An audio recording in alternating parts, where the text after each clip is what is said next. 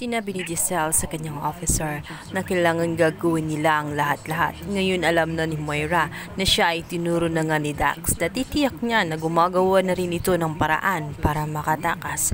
Ayaw nila na mangyari ulit ang ginawa ni Moira dati na lagi na lamang nakakalusot. Sisiguraduhin nila na sa pagkakataong niyon ay hindi na nga makakatakas itong si Moira.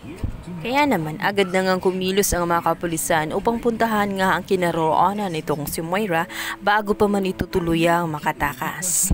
Sa kabilang banda, tuwang-tuwa naman itong si Moira kahit na sinuplo nga siya nitong si Dax. Kahit papano ay ligtas pa rin ang kanyang anak sapagkat hindi siya dinawit nitong si Dax. Tanging si Moira lang at ikinanta nitong si Dax. Kahit ganun pa man, sinabi ni Zoe na nag-aalala pa rin siya sa kanyang ina. Paano na siya ngayon?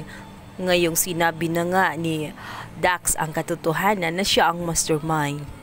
Kaya naman naisip ni Moira na sa pagkakataong yun, kailangan linisin ang kanyang pangalan. Kailangan niyang itago ang pera na kanyang hawak-hawak nang sa ganun hindi siya makitaan ng ebidensya.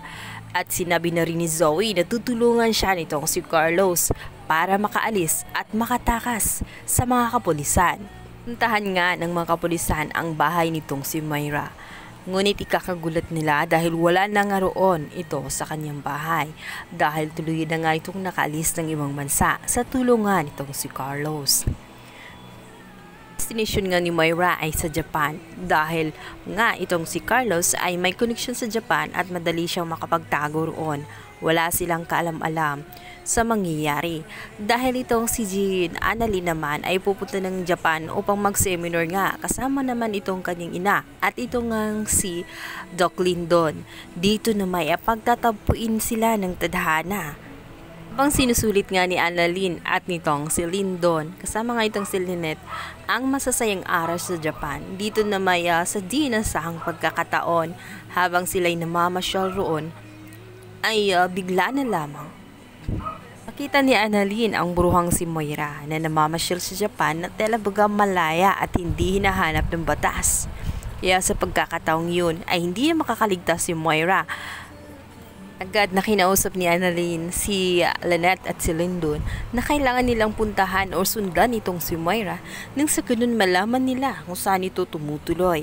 Nang sa ganun masuplang rin nila ito sa pulis at hindi na tuluyang makatakas. Ngunit magwawagi kaya sila tuluyan kayang madakip itong si Moira.